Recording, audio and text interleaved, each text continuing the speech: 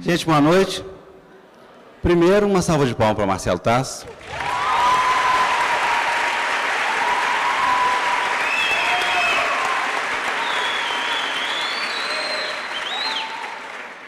Vamos sentar, Marcelo? Por favor. Gente, ótimo estar aqui de novo. Para quem não me conhece, meu nome é Afonso Borges, eu faço o projeto Sempre um Papo já há 28 anos aí em Belo Horizonte, São Paulo e diversas capitais brasileiras. Estamos aqui já em Araxá há 8 anos, aqui sempre no Uni Araxá, ao qual agradeço ao professor Walter, os professores, a vocês, alunos, pela parceria de sempre, e dizer que a gente continua até o final do ano. De 9 a 12 de outubro está confirmada o FLI Araxá, Festival Literário de Araxá, terceira edição, lá na Fundação Calmon Barreto.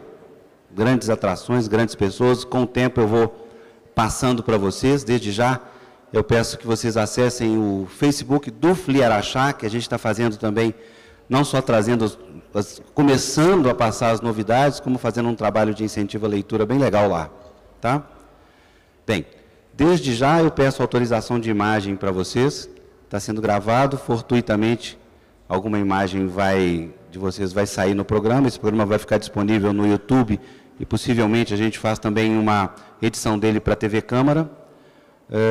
Por favor, quem não quiser aparecer, avisa que esse troço está o maior processo. Eu não vou pagar se vocês entrarem com processo contra mim. Tá? O meu advogado disse que quem não levantar a mão agora dançou. Beleza? Ótimo, ninguém levantou a mão. Dois avisos. Primeiro, como forma de incentivar a leitura, como vocês já participam há um bom tempo, a gente compra o livro a preço de custo e abaixa a um preço bastante razoável para que vocês tenham acesso ao livro. O livro custa R$ 47,00 e está sendo vendido a R$ 10,00 lá, do lado de fora. Eu quero só colocar algumas regrinhas para a coisa andar bem. O Marcelo vai autografar todos os 180, se não me engano, livros disponíveis lá. Eu pediria que não se fizesse foto por celulares, para que a gente saia daqui essa noite. Mas, em contrapartida, o Joãozinho vai fazer a foto de todo mundo que estiver sendo fotografado, e amanhã a gente posta no Facebook do Sempre um Papo, não no FLI Araxá, sugestão do Marcelo, muito bem-vinda, por sinal. E quem quiser se identificar ou copiar a foto, replicar, só entrar no Facebook e ali se identificar. A gente fez uma brincadeira que quem tiver Twitter no celular, quiser twittar as frases do Marcelo também, a gente retuita. Marcelo eu tenho 12 mil seguidores, o Marcelo tem 3,5 milhões. 5 milhões. Quem der a sorte de ser retuitado aí, só não vale inventar frase, porque a gente não vai retuitar a frase inventada. Desde já aviso também que o Marcelo não vai sair do CQC, ele vai explicar isso agora, e dizer que voltamos em agosto, logo depois da Copa, se é que vai ter Copa, e que nós estamos aqui sentados, graças ao patrocínio da CBMM, via Lei Federal de Incentivo à Cultura, a quem agradecemos, e é claro, como sempre, agradecendo o apoio do Uni Araxá pela presença e pela participação. Chega! Twitter? Já está? Boa noite, doutor Marcelo. Boa noite, Afonso. Boa noite, pessoal. É uma alegria estar aqui com vocês na Uni Araxá. Quero agradecer imensamente o convite e agradecer especialmente o Afonso que está, e pedir desculpas para ele, que está há alguns anos tentando marcar esse encontro. Estou muito honrado de estar no Sempre um Papo. Muito obrigado. Que é isso, Marcelo. É verdade, tem uns anos já que a gente se fala, e também desculpa de não ter forçado a barra para você vir antes. Tá? Muito obrigado. Marcelo, não sei por onde começar, tem tanta forma de começar, mas eu queria começar para você dizendo, antes da gente entrar no livro um pouquinho, voltar, você está na frente de inúmeros universitários, que você falasse um pouquinho desse período da sua vida que foi de engenharia para comunicação, né? Flutuando. Fala um pouquinho, começa com essa onda de como é que foi esse período para você na vida. Esse período meu na universidade começou num inferno. Eu tenho que ser sincero para vocês. E por uma razão muito simples. Quando eu fiz a opção no vestibular, só havia assim, praticamente 3 opções: engenharia, direito e medicina, né? Eu não queria abrir a barriga de ninguém. Eu não queria viver no meio dos dramas pessoais de ninguém. E decidi pela engenharia. E quando eu comecei o curso de engenharia, eu vi o inferno. O que é o inferno? Eu vou dizer para vocês o que é o inferno. Eu entrei num curso da USP, uma excelente faculdade, a Escola Politécnica. São 600 alunos que entram. Naquela época, infelizmente, quase nenhuma mulher. O inferno começa aí, né? Quando junta muito homem, né? E o pessoal raspava a cabeça de todo mundo e alinhava em ordem alfabética nas salas de aula. Então, a minha sala de aula, por exemplo, que tinha 40 pessoas, 39 homens e uma mulher, quando alguém falava assim, Marcelo, todo mundo virava a cabeça, só tinha Marcelo, olha que loucura. E todo mundo careca, todo mundo igual. Então, eu praticamente vivi assim, num campo de concentração, né? Um lugar que eu perdi a minha identidade, um lugar onde eu não entendia nada do que estava acontecendo. Fez quanto tempo, Marcelo? Eu fiz 6 anos de engenharia. Mas o inferno mudou. Aí que é interessante de você já colocar a pergunta com a virada da comunicação. Eu me formei, eu sou engenheiro. Eu sou engenheiro, gente. Engenheiro Agora, fiquem tranquilos. Eu nem tirei o CREA, eu nunca assinei nenhum projeto, então, este ginásio, por exemplo, se cair sobre as nossas cabeças, não fui eu que fiz o projeto. Eu nunca fiz um projeto de engenharia, nunca trabalhei com engenharia.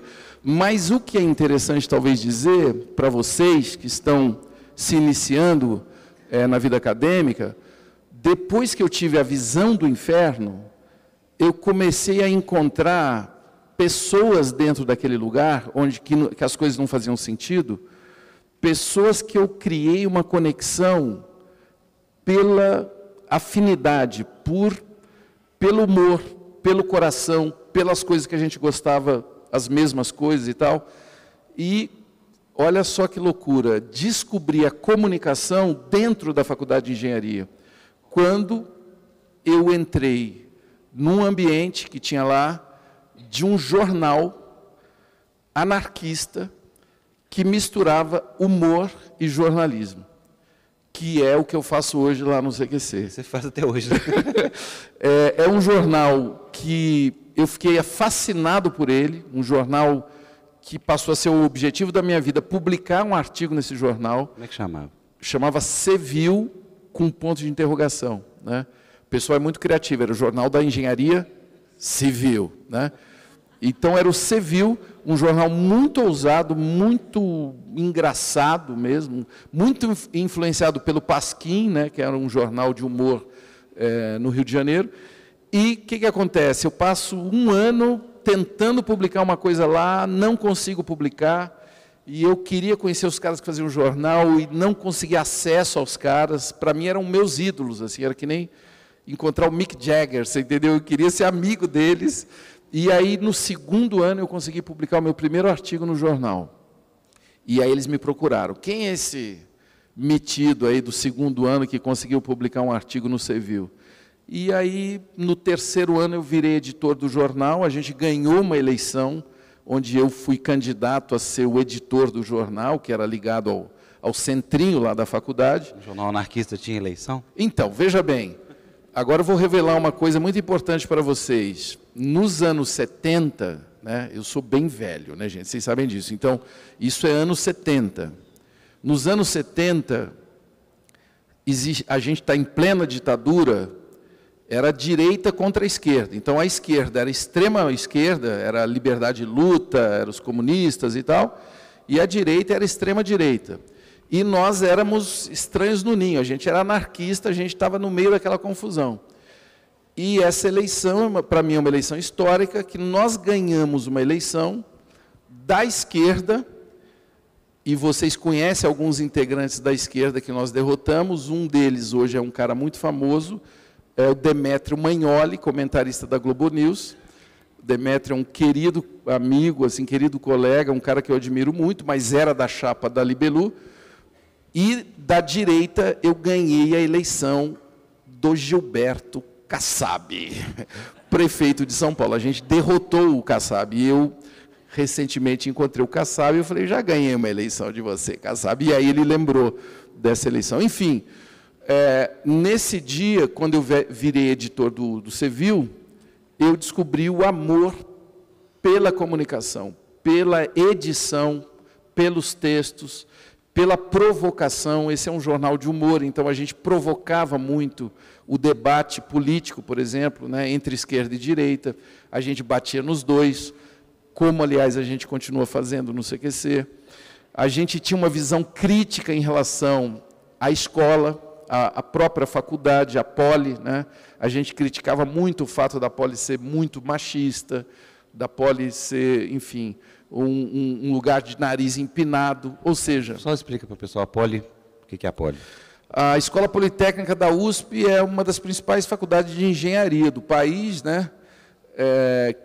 Onde, enfim, se formaram grandes figuras que transformaram, por incrível que pareça, se formaram grandes políticos lá na Poli e também grandes administradores, né? Gente que fez vários, continua fazendo, né? É uma faculdade, aliás, o presidente da CBMM é colega da Poli. Hoje a gente se encontrou e eu fui bicho dele. Você ganhou a eleição dele, não? Não, ele era de engenharia de Minas, né, em metal, e eu estava na Civil, mas a gente estava lá na mesma época, né? Enfim, é uma faculdade muito interessante. Você sabe o que foi bicho? Quando eu entrei, ele estava no segundo ano, né? Eu era o bicho, eu era o calouro dele, né?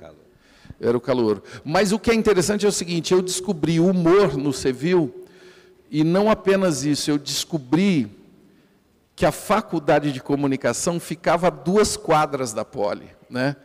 Que é uma coisa que, quando a gente está numa universidade, por incrível que pareça, às vezes a gente não percebe, né? Que universidade, esse nome, vem da convivência das várias academias, das várias faculdades, né? Eu não sei vocês, mas eu perdi muito tempo da minha vida dentro de uma caixinha só, que era a caixinha da engenharia. Aí eu vi que tinha outras caixinhas, que tinha comunicação, que tinha arquitetura, que tinha psicologia, aliás, onde estavam as meninas, né? E aí comecei a circular mais, e vi o quanto de tempo que eu perdi de estar numa universidade, e eu creio que não é o caso de vocês aqui, porque nós estamos aqui num evento onde todas elas já estão aqui no mesmo ambiente, mas no momento que eu tive a vida universitária, a coisa era muito fechada, né? Cada faculdade ficava dentro dos seus próprios probleminhas, não havia muita comunicação. Infelizmente, eu tenho que dizer a vocês que na USP isso não mudou muito, né? A USP ainda é um lugar muito cheio de guetos e há muito preconceito, assim. Eu, por exemplo, amava arquitetura, né? E quando eu ia para a arquitetura, por exemplo, a biblioteca da Faculdade de Arquitetura é linda, é um projeto lindo lá na USP. O pessoal da arquitetura olhava alguém da Poli como se fosse leproso, sabe? Lá vem um engenheiro, Deus me livre, eu tenho nojo de engenheiro. O que sua mãe falou quando você foi para a comunicação? A minha mãe, ela ficou desesperada, né? Ela só não ficou mais desesperada porque antes de eu ser engenheiro, aliás, isso está no livro também, eu ia ser piloto de caça da Força Aérea Brasileira. Aí sim a minha mãe ficou muito... quase piloto, né? Eu ia ser piloto mesmo. O meu colégio foi na Escola Preparatória de Cadetes do Ar, aliás, aqui em Minas Gerais, em Barbacena, uma escola maravilhosa, da onde eu fugi, literalmente, de Ituverava, que é a cidade que eu nasci. Eu nasci numa cidade muito pequena, do interior de São Paulo, na divisa com Minas, entre Ribeirão Preto e Uberaba, uma cidade muito pequena, Naquela época não havia maneira da gente ter contato com, digamos, com o mundo, né? A gente vivia num mundo muito fechado, a gente não tinha sempre um papo, a gente não tinha internet, a gente não tinha celular, a gente não tinha acesso à informação. E lá em Ituverava, aliás, é bom que eu diga, né? Porque aposto que tem gente de Ituverava vendo esse vídeo, eu amo a cultura que eu tive, a cultura caipira, mineira, cultura do interior de São Paulo, que é muito rica. Você é de São Paulo, mas sua família, grande parte da sua família é de Minas, né? Grande parte da minha família. Eu diria que o DNA da minha família é de Minas, né? O meu avô é um baiano cansado. Vocês sabem o que é baiano cansado, não? O baiano que sai lá da Bahia em direção a São Paulo cansa e para em Minas. E aí uma parte da família nasceu em Minas, uma parte da família nasceu do lado de lá da divisa, do Rio Grande, né? Em Ituverava, São Joaquim da Barra, Franca, né? Uma série de Rifaina, uma série de cidades que tem ali. E como é que você conseguiu sair de Barbacena?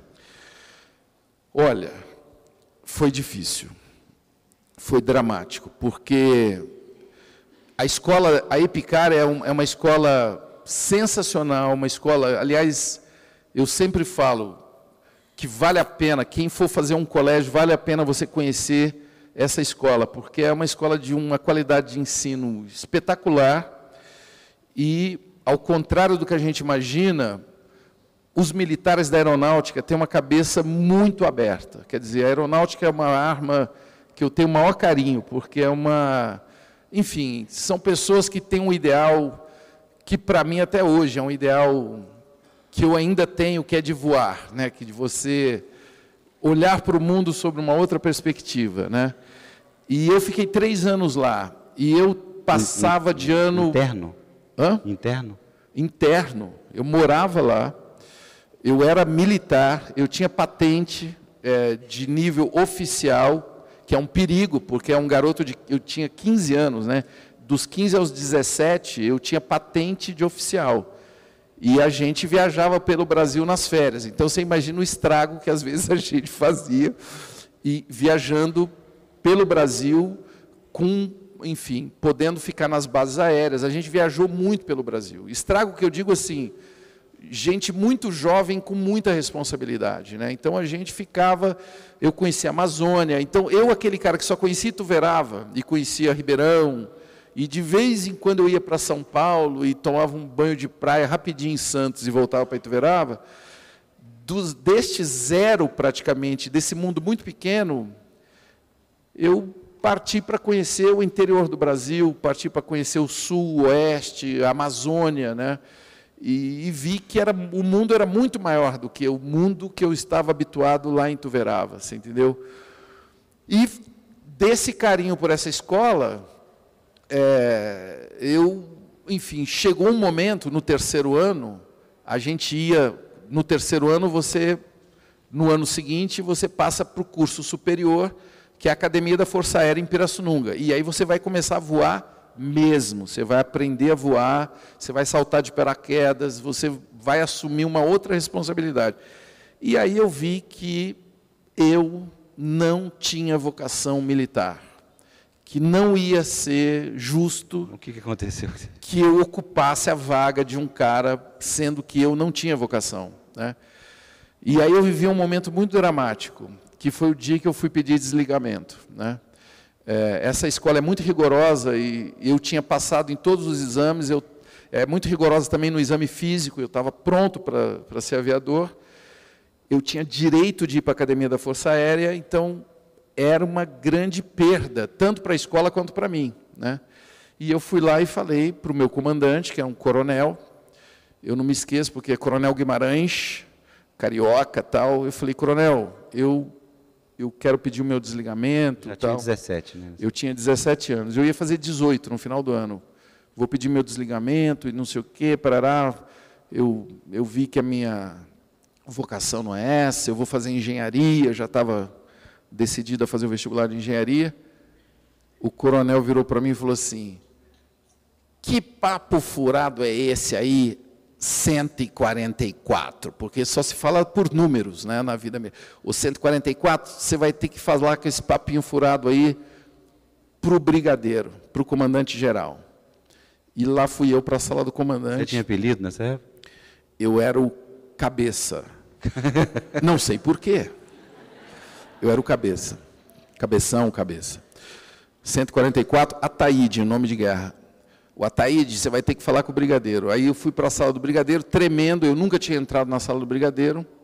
Nunca tinha falado com o brigadeiro. E esse era um brigadeiro que eu respeitava muito, porque troca de 2 em 2 anos. O primeiro brigadeiro, eu morria de medo dele, era um homem muito ríspido, e que eu tinha medo, mas não respeitava. Esse não, era um humanista, era um cara muito interessante, respeitava muito o cara, e fui para a sala dele. E aí, ele olhou bem para mim, a conversa foi muito curta. Ele falou assim: "Ô garoto, você tem ideia de quanto que o Brasil já gastou nos seus estudos aqui na Epicar?"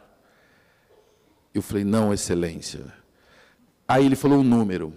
Naquela época, gente, a inflação no Brasil era assim, 80%, 100% ao mês. Ele falou um número, mas assim, que eu fui soterrado por aquele número, né? Eu fiquei muito impactado. Eu falei: "Cara, o Brasil gastou uma grana em mim e eu estou fugindo, né?" E aí eu falei uma frase para ele, Afonso, que foi difícil sair da minha boca. Eu virei e falei assim: "Excelência, eu farei o possível para que cada centavo não tenha sido gasto em vão." Bati uma continência e saí da sala. E estou até hoje, gente, tentando pagar essa dívida com o Brasil. Até hoje.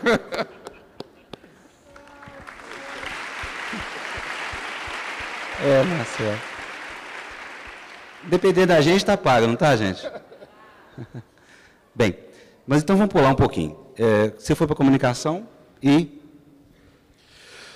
Então, quando eu entrei na faculdade de comunicação, eu percebi uma coisa, que comunicação é muito além do que fazer uma faculdade de comunicação.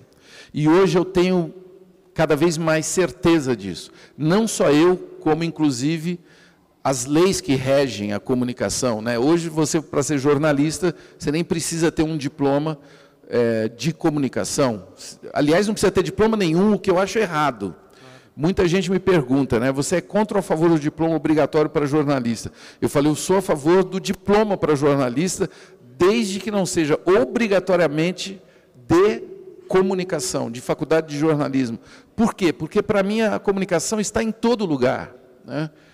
Você faz uma faculdade de medicina e se descobre um comunicador.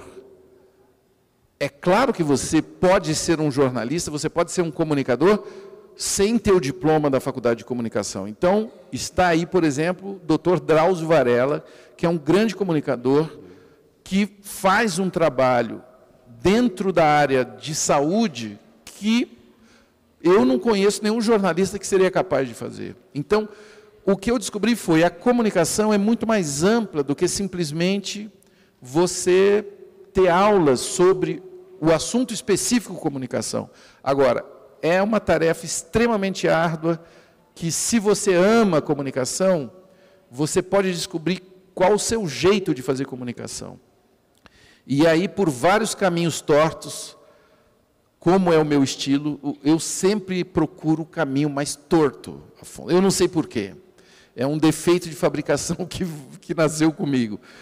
Eu comecei a fazer televisão com gente que nunca tinha feito televisão, que eram colegas da faculdade de comunicação, alguns da faculdade de engenharia, alguns da arquitetura, aliás, a maioria da arquitetura, filosofia, alguns, inclusive, de rádio e TV, que era um curso que estava começando na época, e fundamos uma produtora de vídeo. Vídeo é uma palavra-chave para entender os anos 80, porque foi a tecnologia que chegou nos anos 80 e deixou a gente totalmente chapado, como hoje a gente está com Facebook, WhatsApp, internet, blogs e etc. O vídeo revolucionou a comunicação da minha geração. O que significa isso? Ninguém tinha câmera de vídeo. Para vocês é muito difícil entender isso, né? Porque todo mundo tem uma câmera de vídeo no bolso, né? Hoje, de alta definição. Nos anos 80 não haviam câmeras de vídeo. Não havia câmera de vídeo. Só as emissoras de televisão tinham câmeras de vídeo. Então, nós fomos lá, atrás de uma câmera, até o Japão. Imagina, aliás, esse cara que foi ao Japão, vocês conhecem, era um estudante de arquitetura chamado Fernando Meirelles, que foi o meu parceiro de criação desse início de vida profissional. O Fernando foi no Japão, entrou com a câmera pelo Paraguai, evidentemente, e nós fundamos uma produtora chamada Olhar Eletrônico Vídeo. E começamos a fazer vídeo, e começamos a fazer vídeo, e começamos a fazer vídeo, e ninguém via aquela porcaria que a gente fazia. E aí é legal para vocês entenderem a diferença que nós vivemos hoje. Naquela época a gente não tinha como publicar os vídeos. Hoje nós estamos aqui publicando o vídeo dessa conversa. Hoje vocês que estão aí estão publicando comentários sobre essa conversa. Tem muita gente falando mal do meu penteado, tem muita gente falando mal do que eu estou falando. E é publicado instantaneamente. E muitas vezes a gente não valoriza a publicação. A gente publica qualquer porcaria. Aí, quando vai procurar uma vaga de emprego, quando vai fazer um negócio, e o cara encontra tudo que você já fez na rede social na hora da entrevista, você percebe que você publicou muita coisa que você não precisava ter publicado, ou que você não caprichou na publicação. Eu não estou aqui para constranger ninguém, não publica isso, pense 2 vezes antes de publicar, não é isso. Mas a gente precisa aprender a valorizar a publicação. Vocês faziam muita coisa ruim no Olhar Eletrônico? A gente fazia tudo, era uma liberdade absoluta. A gente fazia coisas muito chocantes, que causaram grande confusão quando foi ao ar na televisão. A gente fazia entrevistas, por exemplo, de um jeito que os jornalistas não faziam na época, né? Mas é porque a gente não sabia fazer de outro jeito. Então, o meu primeiro trabalho na televisão era um repórter que fazia perguntas muito esquisitas para os políticos, né? O Ernesto Varela. E foi o meu primeiro trabalho assim que foi reconhecido e que alguém falou: nossa, eu te vi na televisão, né? E foi uma responsabilidade muito forte, porque foi um personagem que eu desenvolvi com os meus colegas da Olhar, o Fernando, o Tunico Melo, que é outro cineasta que vocês conhecem, do Vips, por exemplo, com o filme com Wagner Moura, recente. E aquilo começou a ganhar uma dimensão nacional. A gente começou a ir para Brasília, a gente começou a entrevistar político, a gente começou a viajar, fomos para Cuba, fomos para a União Soviética, fomos para Nova York, começamos a usar, o Varela virou um personagem. As pessoas acreditavam que o Varela existia. Então, nas eleições diretas, por exemplo, eu fui até o Congresso Nacional, a gente cobriu aquele evento todo, e o meu crachá para entrar no Congresso Nacional, crachá mesmo, carimbado, pelo Congresso Nacional, era Ernesto Varela. Eu entrei lá como Ernesto Varela, que é um personagem ficcional. E desde já vocês... O que mostra que Brasília sempre viajou na maionese, né? É um lugar incrível. E você desde já fazia pauta, ou era uma coisa espontânea, chegar lá e ver o que acontece? E às vezes, isso é importante dizer, né? Que não era... Você está me obrigando a contar um segredo aqui, né, Afonso? Porque muita gente que assiste o Varela, ou que assiste o CQC, acha que aquilo ali é loucura pura, né? A gente abre a boca e sai falando, né? E não é isso que vocês acham ou não? Eu estou errado? Muita coisa é assim mesmo, né? A gente sai falando qualquer coisa. Mas o CQC, o Varela e todos os projetos que eu trabalhei têm uma lição de casa muito pesada para fazer. Então, é muita pesquisa, é muito roteiro. É tudo muito roteirizado. O Varela era praticamente um roteiro de ficção. Eu vou entrar por essa porta, vamos chegar naquele político, a gente vai botar uma música que, na hora que tem um close da cara dele, vai dar uma dramaticidade, enfim. No Varela, a gente usava técnicas de narrativa de ficção, que é uma coisa que o jornalismo sempre se recusou a admitir. O jornalismo sempre fala, não, nós somos imparciais. O jornalismo é uma mosca na parede. Vocês já ouviram isso, né? O jornalismo olha o mundo de um ponto equidistante, neutro. Mentira! Não existe jornalismo imparcial. Não existe. Não existe. E isso não é nenhuma acusação, não é nenhum demérito. Quando um jornalista escolhe o ponto de vista que ele vai botar a câmera para focalizar a gente aqui, ele já tem uma visão parcial. Deixou de ser imparcial. Ele já é uma parte da realidade que está acontecendo aqui. E é impossível contar o que está acontecendo aqui, né? Quem está nos vendo da arquibancada, quem veio aqui pensando em levar uma garota para tomar um vinho depois da palestra, está recebendo a gente de um outro jeito. Quem veio aqui e falou, não, deixa eu ir lá, eu quero falar com esse CQC, eu quero arrumar um emprego na Band, está vendo de um outro jeito. Quer dizer, cada um de nós é um universo em si. E o jornalismo, ele recorta a realidade. E o jornalismo na televisão é ainda mais grave. A gente edita a realidade, a gente coloca música, a gente coloca dramaticidade, né? Então, desde o início da minha vida profissional, eu quis acentuar que a gente faz isso. E então é o contrário do que muita gente me acusa até hoje. Não, vocês distorcem as coisas. Sim, nós distorcemos, e ao contrário de muita gente hipócrita, a gente revela que a gente distorce. Então, quando a gente faz uma pergunta, entra um soquinho, entra estrelinha, a gente está falando, olha aqui, a gente sabe que vocês não são idiotas, a gente está reforçando, nós estamos dando uma opinião sobre o que você está falando. A gente deixa isso revelado. No Varela também a gente fazia isso. A gente mostrava a edição, a gente mostrava o câmera. Eu fui o primeiro cara que falava com o Fernando, né, que foi o meu parceiro em grande parte dos Varelas. Eu inventei um nome para ele, ele era o Valdeci. O primeiro câmera que tinha identidade. Eu falava, e aí, Valdeci, tudo bem? Ele balançava a câmera. E aí, beleza? Vamos ali, Valdeci? Vamos. Em várias entrevistas, eu perguntava a opinião dele sobre o que o entrevistado acabou de falar de mim, né? O Nabi Abichedi, por exemplo, que é o vice-presidente da CBF, já que estamos aqui num clima de véspera de Copa do Mundo, eu queria entrevistar o Nabi não queria falar de política. E aí começou a me falar que as minhas perguntas eram cretinas. Eu falava, Valdeci, as minhas perguntas são cretinas? Eu, Valdeci, enfim, a câmera virava quase um interlocutor do que era a narrativa jornalística da nossa entrevista que estava ali com o Nabi, né? E aí é algo que tem muito a ver com o título do livro, quer dizer, usando de uma técnica de narrativa de humor, né, desconstruindo uma entrevista que era séria, que era soturna, que era tensa, inclusive, né? Essa entrevista do Nabi, ele quase me deu um cacete, né? Isso que eu ia te perguntar. Quase chegou numa... Essa entrevista, por exemplo, aqui tem uma empatia. Obviamente, você está respondendo, doutor. Quando não existe empatia, tem medo de tomar uma na orelha, não? Eu tenho um segredo. Os meus câmeras sempre foram muito fortes. Lá no CQC também, os nossos câmeras são muito fortes, né?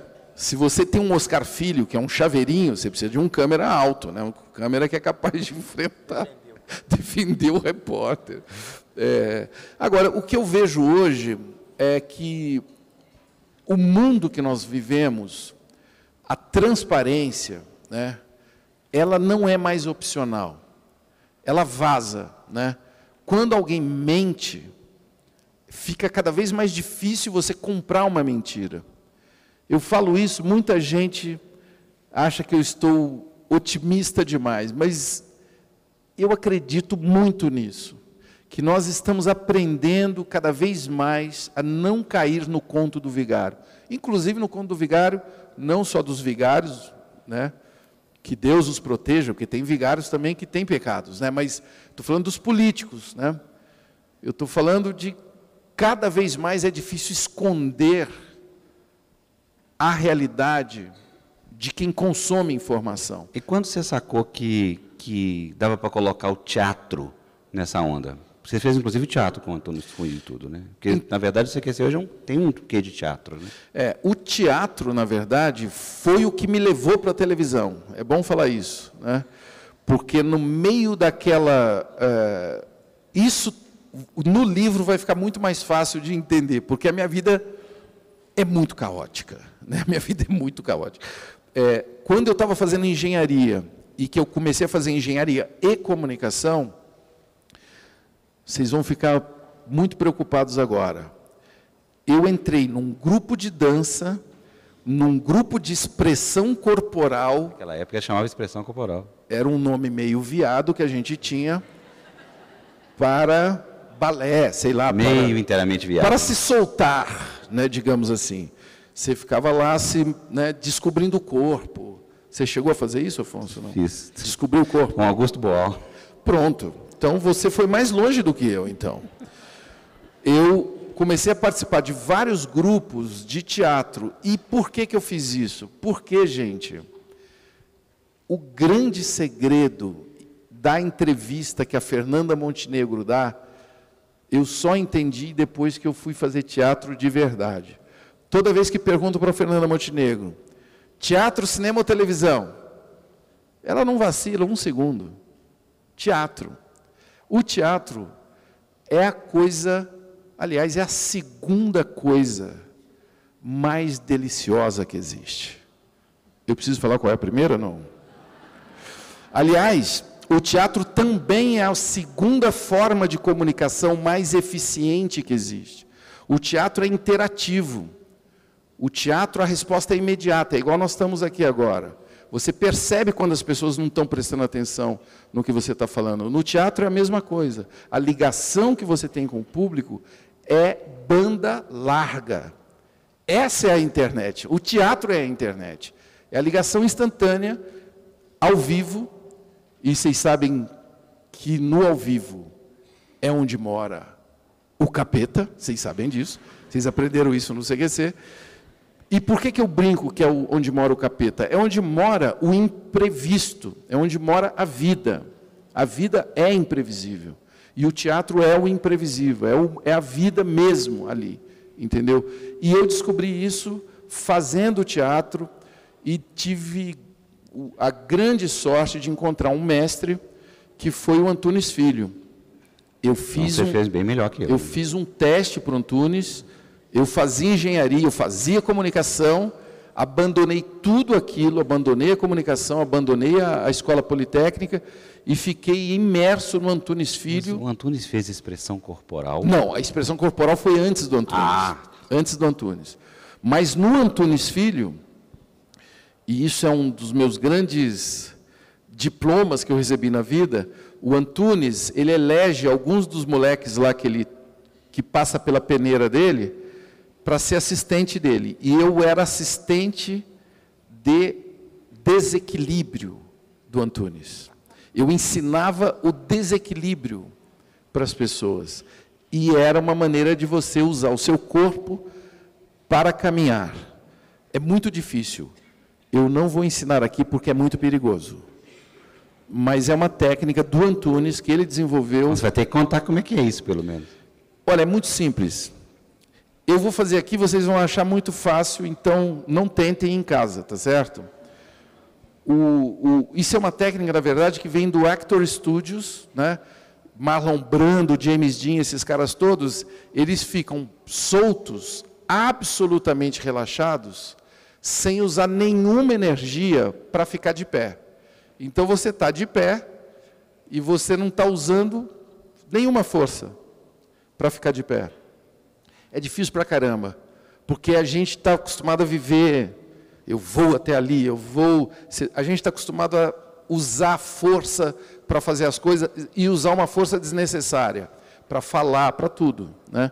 E o desequilíbrio é uma força que você usa e, sem querer, você sai andando para cá. Você usa só a gravidade para andar, você usa só a gravidade para frear o movimento. É difícil pra caramba. Depois vocês podem tentar andar sem usar força nenhuma. E o Antunes botou 50 atores do grupo dele, e eles, atores maravilhosos, que já tinham feito Macunaíma, tinham feito Nelson Rodrigues e tal. Ninguém conseguia fazer o desequilíbrio. Nem o Cacá? Ninguém. O Cacá Carvalho, ninguém. E aí, eu fui o primeiro micróbio do Antunes que saía andando com desequilíbrio. E ele falou, que é isso, menino? Faz de novo. Eu acho que você fez sem querer. Aí eu fiz, faz de novo. Aí eu fiz do jeito que ele queria. Vai e volta. Ele falou, mas como é que você sabe isso? Como é que... Aí eu não contei tudo para ele, mas eu falei, Antunes, talvez porque a minha formação profissional tem uma convergência muito louca. Eu fiz expressão corporal com a linha do Klaus Viana, que é um mestre, né? Claro. Na verdade, eu fiz com a Regina Faria, que é uma discípula do Klaus, e eu fiz engenharia na escola politécnica. Então, eu sei o que é força da gravidade, eu sei o que é vetor, eu sei o que é velocidade, aceleração, e sei também a experiência do corpo, né?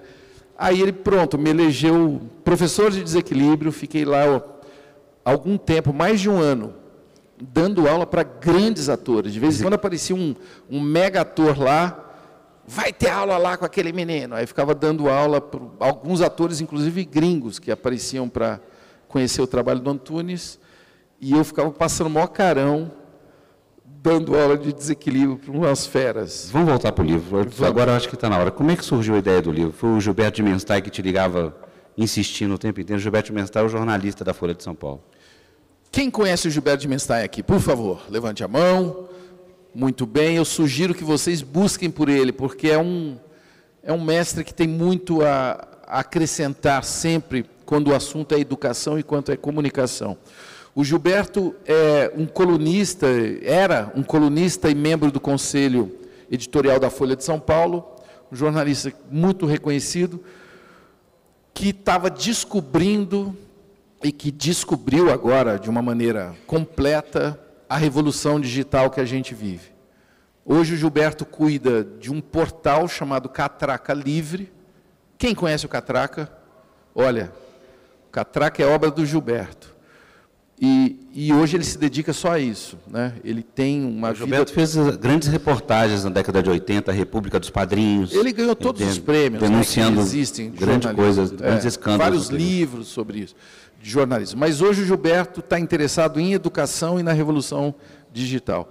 E aí o Gilberto falou, cara, eu queria espalhar por aí o que você sabe. Eu falei, pô, eu não sei nada, Gilberto, eu tenho uma vida muito louca, eu não tenho tempo de escrever livro. Não, então, se você não quer escrever um livro, você podia pelo menos bater um papo comigo, eu vou gravar e isso vai virar um livro. Eu não acreditei. Eu falei, tá bom, se você está falando, eu acredito em você, nós vamos gravar o papo. E aí foi um papo como esse que a gente está aqui agora, só que a gente ficou muitas horas conversando, e ele, com essa habilidade que ele tem, ele foi arrancando coisas, e eu acabei redescobrindo a minha vida profissional nesse livro, né? E redescobrindo coisas muito óbvias, né? Que os eixos da minha vida profissional sempre foram educação, humor e tecnologia. Que é engraçado, mas hoje, para mim é fácil de ver, mas para mim, antes eu não conseguia enxergar isso, né? Ele cunhou o termo educomunicador, é isso? Foi disso que ele me chamou, desse bicho aí, educomunicador. E aí ele me fez enxergar coisas muito óbvias. Eu falei, bom, educação, do que você está falando? Ele falou, do que eu estou falando? Eu estou falando de professor Tibúrcio, né? Vocês conhecem o professor Tibúrcio? Aliás, eu vi vários alunos do professor Tibúrcio aqui quando eu estava chegando. Olá, classe. Né? Olha só como vocês cresceram, né? Depois, o Varela foi também foi um repórter que a gente tentava entender aquele Brasil confuso da transição da ditadura para a democracia, né? Aí tem coisas muito bandeirosas. Eu fui o consultor do Telecurso 2000, o diretor de criação durante 10 anos. A gente reformulou o ensino à distância no Brasil, na década de 90, né? Na Fundação Roberto Marinho e na Rede Globo. E o Porque Sim Não é Resposta, o Telekid no Castelo Rá-Tim-Bum, era um personagem que buscava respostas para as perguntas que as mães se recusam a responder para os seus filhos, né? E totalmente envolvido com a educação. O Vitrine, que é um programa que eu fiz depois na TV Cultura, era um programa que tentava decifrar justamente a Revolução Digital, na virada do século, né, de 99 para frente. Durante 7 anos eu fiz o Vitrine ao vivo, que era retransmitido aqui em Minas, pela Rede Minas, né, pela rede pública, né, TV Minas, né, e o CQC, que é um projeto onde a gente também tenta entender as notícias, né, a gente, do nosso jeito. Que jeito? Pelo viés do humor. E daí o título do livro, é Rindo que se Aprende. Com humor, você abre uma janela para que a comunicação flua de uma maneira diferente da maneira convencional. Você acha que você está conseguindo conseguir esse objetivo? Ou você acha que hoje a televisão misturou um pouquinho as coisas, o CQC com o Pânico, com outras coisas? Qual a análise que você faz hoje? O que eu sempre me preocupo é com o que eu estou fazendo, né? Como que eu estou transmitindo as coisas que eu acredito, né? Quem tem que fazer essa diferenciação é o telespectador. Então, aí que eu acho que assim, o humor, ele não precisa ter nenhum limite, né? Ele precisa... O único limite do humor é você dar risada, você achar engraçado, né? Se você acha o Pânico engraçado, ótimo, é uma maneira de fazer humor. Se você acha legal A Praça é Nossa, ótimo, é uma maneira de fazer humor. Se você acha legal o CQC, porra, bárbaro, é um jeito de olhar as notícias com humor, né? Agora, cada um tem uma característica. No caso do CQC, a matéria-prima do humor é o noticiário. Pois é, mas eu voltar naquela questão da elaboração. É avulso? Chega um repórter ou tem gente acompanhando? Pode fazer essa pergunta ou não pode? Entendeu? Tem muito trabalho. É legal você falar isso, que parece que é avulso, porque é humor, mas não é avulso. Não, não é. Aí que está talvez o truque, na verdade. Na verdade, o grande truque é que parece que é um monte de palhacinho enlouquecido, mas tem por trás daquilo muito trabalho, né? Tanto dos comediantes que aparecem na frente da câmera, quanto das pessoas que estão atrás da câmera, né? Dos editores, dos pauteiros, dos editores, dos produtores, né? Que estão junto com as gravações do CQC. Então, para cada palhacinho, a gente tem 2, 3 jornalistas, produtores e editores, né? A gente tem uma linha editorial que é debatida, que é discutida, né? Dá um exemplo para a gente, uma reportagem que demorou, por exemplo, para ser feita, para ir ao ar. Olha, quase toda semana tem exemplos para a gente conversar com vocês. Então, nós tivemos recentemente... Proteste Já, falta d'água em São Paulo. É um caso muito grave que está rolando, né? O São Paulo chegou num limite muito tênue da tragédia mesmo, de uma megalópole daquele tamanho ficar sem água. Nós resolvemos abordar esse assunto com humor. Esse assunto envolve o governo de São Paulo, que é um poder político muito importante. Esse assunto envolve uma empresa chamada Sabesp, que é uma empresa muito poderosa, que é um grande anunciante, né, de todas as emissoras de televisão. Esse assunto envolve uma série de interesses políticos. Nós vamos ter uma eleição agora. Então, é claro que a oposição está louca, que a gente olhe para esse assunto simplesmente descendo o cacete na situação, no governo que vai tentar se reeleger. Então, quando o CQC aborda um assunto desse... No início do programa, ninguém dava bola para a gente. Hoje, quando vai sair no CQC, vira um debate editorial, quer dizer, e os políticos tentam pressionar a gente, e os políticos tentam pressionar a Band também, entendeu? Daí a importância de nós termos clareza do que nós estamos falando. Por isso que é importante dizer... Cada pancada que a gente dá num político, a gente procura estar muito bem embasado com as informações que a gente está usando para dar aquela pancada, né? E depois, uma coisa que é mais importante ainda, a gente não se levar tão a sério. Quer dizer, a gente não está aqui para consertar o Brasil. O CQC não é a rádio patrulha do Brasil. Muita gente olha para a gente assim, né? Quando a gente bota uma matéria de denúncia...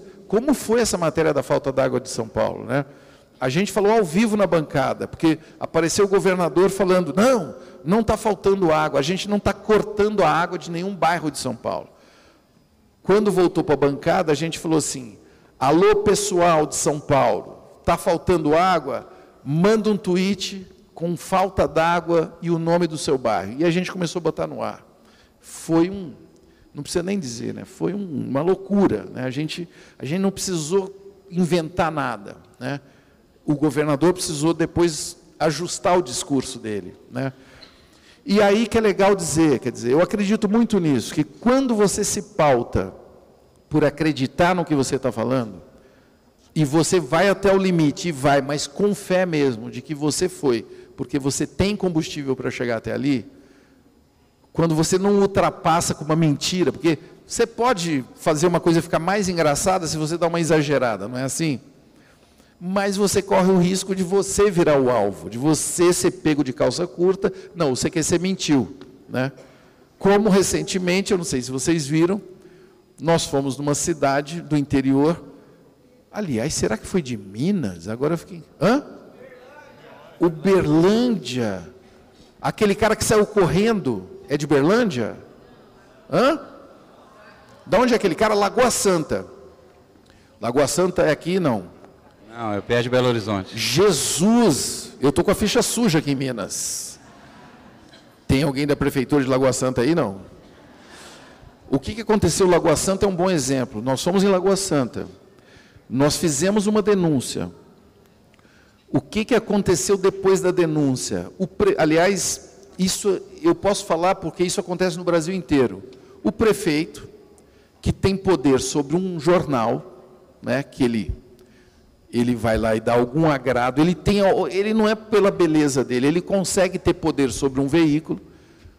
Eles publicaram, olha como eles são, olha a cara de pau do pessoal, que a Band teria enviado uma nota para o jornal, dizendo que o CQC mentiu. A Band falando que o CQC mentiu. E publicaram uma página. O CQC, esse programinha vagabundo, o programinha é vagabundo, mas espera aí, Mas uma coisa impressionante, o cara falando que e publicou a nota, tem a nota com a assinatura da Band, e no que esse cara aposta, gente? Que nós somos idiotas, que ninguém vai ver aquilo, que é só a cidade de Lagoa Santa que vai ver aquilo. O cara não sabe a era que a gente está vivendo, né? O que nós fizemos? Voltamos a Lagoa Santa, sem avisar ninguém, chamamos um cara que conhecia o rapaz, o jornalista, marcou um encontro com ele no meio da pracinha, no meio do papo dos dois chega o Oscar Filho. Oh, mas que alegria, mas que saudades, entendeu? Vamos mostrar aqui essa nota que você falou que é da Band, e o cara saiu correndo, e ficou correndo o programa inteiro, e quase morreu de tanto, botou os bofs para fora, começou a passar mal. E aí uma hora ele pediu carona no nosso carro, me leva para o hospital. Aí a gente botou ele dentro do carro, levamos ele para o hospital. E depois que ele se recuperou do fôlego, o que ele falou?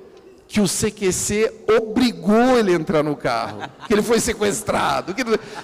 Ou seja, é um cara que aposta na burrice dos cidadãos, né, de Lagoa Santa. A gente mostrou tudo isso, vocês podem procurar na internet. O cara foi desmentido várias vezes, você entendeu? A gente acha que o humor é uma arma de desarmar, principalmente o poder, né? Porque o poder, às vezes, se leva a sério, né? E o poder que é inteligente tem que descobrir que não tem mais como esconder as coisas. Ele tem que também rir de si mesmo, né? Você, como filho de professores, quando é que você descobriu que o humor educa? Ou ainda não descobriu?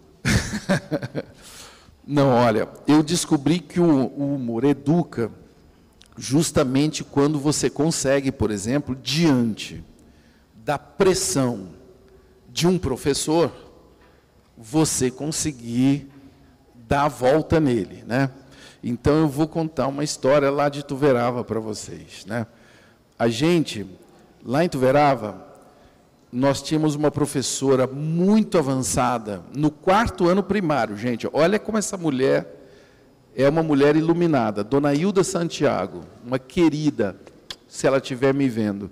A Dona Hilda, nos anos 60, né? Final de 60, 70, no 4º ano primário, começou a dar aulas de sexo para a nossa turma. Olha que interessante. Aulas de sexo. Isso foi um escândalo na cidade, né? Foi um tremendo escândalo. A Dona Hilda está dando aula de sexo. Mas, nossa, como assim? Tá assim. E ela foi muito precavida, separava os homens das mulheres, né? Separava, botava os meninos para ir embora e dava uma aula para as meninas, falando abertamente, qualquer pergunta, podia fazer qualquer pergunta, né? E também enfrentava as perguntas dos meninos, né? O que vocês vão fazer com esse negócio aí? Como é que é? Como é que não é? E com a Dona Hilda, nós tivemos uma situação bastante embaraçosa, que numa das vezes que os meninos teriam que ir embora, eu e minha turminha ficamos ouvindo a sala de aula num lugar muito privilegiado, uma espécie de Big Brother, né, Brasil. Ficamos lá para participar, ouvindo daquela coisa que era proibida, né, falar de sexo. Os sexos tinham que estar separados. Bom, fomos pegos de calça curta, basicamente era isso que eu queria dizer. E quando fomos pegos, nós éramos uma gangue, né? E eu era o chefe dessa gangue, para variar. E os meninos, né, todos, quando perceberam que a liderança era minha, todo mundo, todos os meninos... Ah, tem uma coisa que piora a história, que eu tenho que contar. A Dona Hilda tinha uma farmácia no fundo da sala de aula, para exercitar a nossa responsabilidade. Isto é uma farmácia. Quando você está resfriado, o remédio é esse, o remédio é aquele. Vocês não podem usar esses remédios. Ele está aqui para vocês entenderem que quando seus pais, que não sei o quê, quando vocês passarem mal, virá aqui alguém que poderá administrar esses remédios para vocês. O que a nossa turma, que além de estar ouvindo a aula de sexo, que não podia, fez? Nós passamos pela farmácia, pegamos um carregamento de alguns comprimidos, e aquilo não era nada, era melhorar o infantil, era esses comprimidos vagabundo, entendeu? Mas a gente achou que estava fazendo uma grande... que a gente ia ficar doidão vendo a aula de sexo, e eu distribuí na boca mesmo, assim, de um por um, uma dose de melhorar o infantil. Que nem no filme, no Hair, sabe assim? No filme Hair, né? Eu fui o sacerdote daquela coisa, né? Hóstia, né? Era uma espécie de Marco Luque, né? Distribuindo drogas para o pessoal. Bom, então, além de ser pegos de calça curta, ainda descobriram que a gente tinha arrombado a farmácia. Qual foi o castigo? Todo mundo teve que ir lá para um lugar no pátio, vomitar de volta o remédio. E eu virei o fiscal de vômito da minha gangue. Às vezes, com humor, a gente consegue fugir das situações ou enfrentar situações constrangedoras como essa. Foi difícil aguentar, ver tanta gente vomitando na minha frente, mas é uma experiência que eu aprendi muito com ela, que fez eu conseguir enfrentar o pessoal do CQC. Hoje é fichinha, né, fazer o CQC para mim. Como é que você controla aquele pessoal, Marcelo? Eu não controlo. Deus me livre de querer controlar aquilo. Eu acho que é diferente. Eu acho que a palavra controle, aliás, é uma coisa muito importante da gente entender, né? As empresas todas, às vezes, ou as escolas, né, querem controlar, né, querem ter o controle. Esse mundo do controle já acabou, né? Mesmo que a gente queira. Bom, está aí o Obama, né? Até o Obama, o Snowden foi lá e pegou ele de calça curta, né? Descobriu os e-mails, né? Descobriu que ele estava bisbilhotando os e-mails da presidente Dilma, imagina, mexendo no Gmail da Dilma, não é isso, não? Aliás, não é Gmail, é Dilmail, parece que chamam. E aí o governo brasileiro também, é incrível como é uma sucessão de erros, né? Aí o governo brasileiro falou assim, não, então peraí, agora nós vamos inventar o nosso e-mail. Esse e-mail nosso não vai mais para os Estados Unidos, só fica no Brasil. Imagina. É por isso que eu falei, cara, a presidente Dilma, ela quer sair do Gmail para o Dilmail, que só fica no Brasil, né? É impossível, né? A gente vive num mundo fluido, que a informação não tem controle. Então, eu não gosto da palavra controle, mas eu gosto da palavra discernimento. Cada empresa hoje tem que entender, cada empresa, cada instituição de ensino, cada comunicador tem que entender a sua função e que a sua vida já está sendo vasculhada. Não tem como você esconder tudo, pelo menos. Não tem, você entendeu? A sua vida é vasculhada. A melhor maneira de você não se preocupar com isso é falar o que você acredita. É pensar e falar, ou pensar no que você vai falar. Ou se você cometer um erro, reconheça o erro, imediatamente. Reconheça o erro. Eu realmente errei. Aquele dia que eu escrevi isso, foi um erro gigantesco, né? Eu pensei, e pô, que besta que eu fui. Eu penso assim e não assado. Marcelo, sem querer fazer previsão no mundo da tecnologia, o que você intui hoje do que será no futuro? Vocês estão com um caderno e lápis aí, porque vale $1 milhão essa resposta. Eu vou dizer o que vai acontecer no futuro, gente, atenção. No futuro, Afonso, eu tenho absoluta certeza que nós vamos descobrir que a gente vive no presente.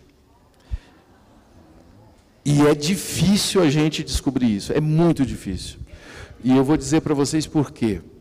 No mundo que a gente está agora, cheio de estímulos, a gente é empurrado para ficar angustiado com o que a gente perdeu, ou ansioso com o que virá, né?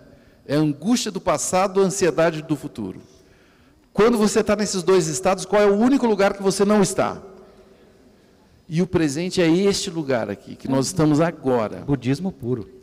É isso, a gente vai descobrir o budismo, a gente vai descobrir que nós vivemos aqui. É bem difícil isso. E para quem gosta de tecnologia, existe um caminho apontando para isso, que é a aceleração do tempo, né? A gente vive hoje uma aceleração vertiginosa do tempo, e muita gente fica angustiada com isso, né? Nossa, não tem mais tempo para nada, nossa, já é junho, né? Tem gente que o ano começa, você já reparou isso? Lá em São Paulo é papo de motorista de táxi, mas eu creio que isso é papo de qualquer lugar, né? Começa o ano, você entra no táxi, dia 4 de janeiro, o cara vira para você e falou assim, nossa, já é dia 4, o tempo está passando depressa. Agora vem o carnaval, vem a Semana Santa, pronto, acabou o ano, não é? Esse ano, então, que nós estamos é muito louco, né? A gente acabou de sair do carnaval, vem a Copa do Mundo, vem a eleição, gente, já é 2015, né? Quem não fez prova, dançou, é 2015. Semana que vem é 2015 já. Isso, é claro que isso é uma ilusão. É claro que isso é uma ilusão. Agora, é uma ilusão que vem desses estados que a gente fica, com a aceleração do tempo, né? Nossa, o Marcelo Taz está em Araxá. Nossa, meu Deus. Nossa, ele já foi embora de Araxá. Claro, mas se você não aproveitar este momento que a gente está aqui agora, esse momento aqui agora é muito intenso e muito longo. Nós estamos aqui já há algum tempo conversando. É muito legal esse tempo. É legal aproveitar esse tempo. Esse tempo é que é raro da gente ter, né? Muito raro. A importância de olhar. E é importante a gente estar aqui. Eu faço isso há 28 anos e com toda a tecnologia, este é o melhor momento. É este o momento. E por mais que as pessoas que estejam nos vendo agora, através de outros meios, possam estar achando legal, não é tão legal quanto estar aqui, gente. Eu sinto muito. Não é verdade, pessoal? Vamos dar umas palmas para o pessoal que estão lá do outro lado. Obrigado aí, mas aqui está mais legal. Gente, nós já vamos caminhando para o final, tá? Eu queria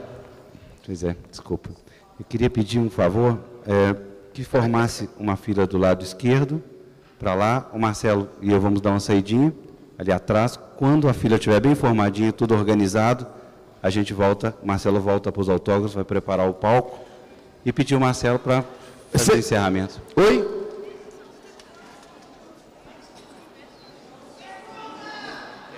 Quer fazer algumas perguntas? Fazer alguma vamos rapidinho? lá. Vamos lá. Nós temos horário. Vamos lá, temos tempo, vamos lá. Dá tempo de umas 3 ou 4. 3 perguntas, vamos lá. Aqui, manda. Uma do meio e uma de lá. Tá bom? Pode mandar. Pode falar. Vamos organizar aqui, gente, desculpa aí. Pode falar. Marcelo, tudo bom? Fala. Você estava falando sobre essa previsibilidade que vocês têm no CQC. Como que foi na época com o Rafinha Bastos, naquele caso polêmico que todo mundo conhece sobre ele? Como é que foi assim, a repercussão dentro de casa, né? Como é que foi com vocês? Vamos ouvir aqui, gente? Um momentinho. Atenção, silêncio. Vamos lá. Silêncio, senão o professor Tiburcio vai descer a régua. Traz o microfone para cá, por favor. Olha, esse episódio é muito legal da gente ver ele com essa distância que a gente tem, porque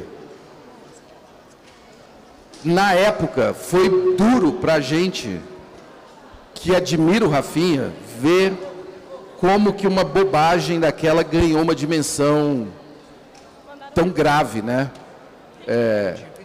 O que é legal ver é que hoje o cara está de volta até a própria Band, depois de ter falado e ter tido tantas crises, né, contra a própria Band, né? E eu creio que nós todos aprendemos muito com esse processo, né? Primeiro que o CQC é um programa que não depende de pessoas, né? Eu costumo muito falar isso lá. O CQC é um projeto que não depende de ninguém, não depende de mim, não depende do Rafinha, não depende do Andreoli, não depende do Luque, é um projeto, né? Isso ficou claro, né? É um projeto que continua. E aí eu aproveito, inclusive, para dizer de uma declaração que eu dei essa semana. Vamos ouvir, gente, por favor. Essa semana eu dei uma declaração que saiu em várias manchetes aí, que eu vou sair do CQC. E aí é legal de vocês entenderem o quanto que uma declaração, se você reage de uma maneira errada a ela pode te prejudicar. Eu dei uma entrevista, o cara perguntou, você vai sair do CQC? Eu falei, não. Inclusive usei literalmente os termos que eu vou dizer aqui. Enquanto eu tiver tesão, eu vou fazer o programa, e espero que seja por muito tempo. E aí, depois de falar mais algumas coisas, eu falei, e é claro, espero que quando eu for sair, que um dia isso vai acontecer, o CQC esteja preparado para isso. E qual foi a manchete?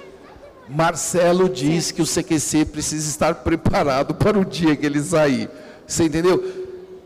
Enfim, eu saí brigando com todo mundo porque o cara publicou isso. Quer dizer, eu deixei que a própria onda...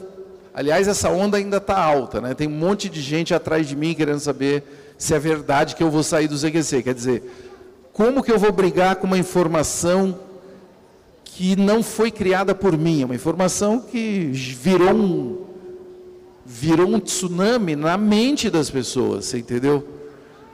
No caso do Rafinha, eu acho que a reação dele, talvez por inexperiência, foi desproporcional, da mesma maneira como foi desproporcional a reação das pessoas que processaram ele, enfim. Eu acho que é um erro atrás do outro que aconteceu nisso, e eu fico feliz que eu creio que todo mundo aprendeu com isso, e que ele tenha muito sucesso agora no programa novo que ele está fazendo. Ali à direita. Boa noite, como é que você chama? Boa noite, meu nome é Daniela, eu sou professora aqui no Irachá. Primeiramente, agradecer a sua presença. Obrigado. Você está dispensando o seu tempo aqui com a gente. Obrigado. Com certeza é o nosso tempo também. Obrigado. Bom, Marcelo, como sou professora, somos professores aqui no Irachá, a nossa preocupação maior é essa tecnologia que tem hoje, o tempo que esses meninos têm para estudar. Então, eu sei que você viaja muito, que você conversa com muita gente. O que você tem visto lá fora? O que você tem visto de bacana? E que você acha que é promissor aí para o futuro desses meninos aí, em termos de aprendizagem, em termos de atuação profissional? Olha, o que eu tenho para dizer para você é assim, primeiro que eu tenho muita compaixão pelos professores, porque eu tenho pais professores, eu admiro muito a escolha da carreira de professor, porque é uma carreira difícil, é uma tarefa muito difícil. Então, eu tenho uma boa e uma má notícia para você. Eu vou começar com qual que você quer. A má notícia é que a dispersão, o número de telas só vai aumentar, né? A gente está diante de uma explosão de comunicação, de aceleração, como eu já falei, de velocidade de resposta. As gerações que antes ficavam esperando por uma resposta, hoje não tem nenhuma paciência, você deve sentir isso na sua casa e na sua sala de aula, né? Isso só vai acelerar. A boa notícia é que o professor que entender que chegou a hora dele assumir o real papel de professor dentro da educação, ele tem muito a ganhar nesse mundo novo. E aí eu vou te dizer o que acontecia antes. O que acontecia antes do pessoal ter celular dentro da sala de aula? A gente ia para a sala de aula, eu estou falando lá de Ituverava, estou falando da minha experiência. A gente ia para a sala de aula, o professor enchia 2 quadros negros com a aula dele, não era assim? Depois que o professor enchia o quadro negro, o que a gente fazia? Copiava. Então, eu fui a geração copy-paste. Não é a geração digital que é copy-paste. E muitos professores olham para a geração digital e falam, é a geração que só sabe copiar e colar da internet. Mentira. Quem sabia copiar e colar era a educação de antigamente. A gente colava o que o professor escrevia no quadro negro, tinha um teste de memória na prova, e todo mundo fingia que aquilo chamava aprendizado. O aprendizado, hoje, a chance é muito maior do aprendizado. Você não precisa botar o site no quadro negro, porque já está na internet, e finalmente o professor pode assumir o seu papel central, que para mim é provocar, inspirar e, sobretudo, ser um agente de discernimento para uma geração que tem muita informação e precisa definir o que é relevante nessa montanha de informação. É agora que chegou a hora do professor. É agora que chegou a hora do líder empresarial. É agora que chegou a hora do jornalista. Os jornalistas acham que é agora que eles vão ser demitidos. Não. O velho jornalista, quer dizer, o velho que eu digo não é a idade. O cara que acha que o jornalista é a voz de Deus, esse cara está frito. O professor que acha que ele é a única voz correta, esse cara está complicado. Agora, o cara que está disposto a ouvir, o cara que está disposto a aprender com os alunos, inclusive aprender o que é a era digital, esse cara só tem a crescer agora na era digital, né? Para mim, a era digital significa que é a era do professor, do líder empresarial, do comunicador, se ele souber fazer uma coisa. Aliás, se ele souber fazer duas, vai. Porque, se ele souber fazer uma coisa. Quem quiser aprender, gente, a era digital, só tem que fazer uma coisa. Filhos. Façam muitos filhos. Porque você vai aprender com seus filhos como lidar com a era digital. É isso que eu sugiro a vocês. E vocês sabem como fazer filho. Eu vou ter que explicar. Vou ter que desenhar. Não. Tá certo? Tem um jeitinho mais fácil, né? Última pergunta do lado de lá, depois a gente vai montar aqui a mesa, tá? A mesa está ali, ela vem para cá. Oi, boa noite, Marcelo. Boa noite. Como é que você chama? Rafael, sou acadêmico de enfermagem aqui do Nearaxá. Primeiramente, queria aproveitar esse tempo único para dizer que a sua careca é muito mais bonita pessoalmente. Oh, meu Deus! Isso vindo de um enfermeiro, eu fico muito feliz. É um atestado técnico de quem entende disso. Marcelo, nós sabemos que o ato de rir ou riso mexe com o nosso humor, né? E eu, como jornalista, eu quero saber, não precisa ser da forma técnica, científica, o excesso de rir pode ser prejudicial ou benéfico para a gente? E se for prejudicial, como que a gente faz para controlar isso? A vida de um enfermeiro é uma pergunta dificílima, né, de você responder. Eu vou responder tecnicamente. Eu vou me atrever a responder para você cientificamente sobre isso.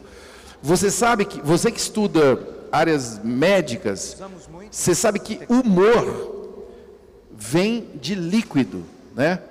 Os líquidos que eram retirados dos corpos, eu estou falando do início da medicina, lá na Grécia, eram chamados de humores, né? Eu vou ver como estão os humores deste paciente. E os humores eram da bilis, né, do fígado. E eles revelam mesmo o estado de humor da gente. Quando você está amargo, você está ácido, você está com líquidos ácidos, você está com o seu humor prejudicado. Então, eu posso falar com a maior tranquilidade com você.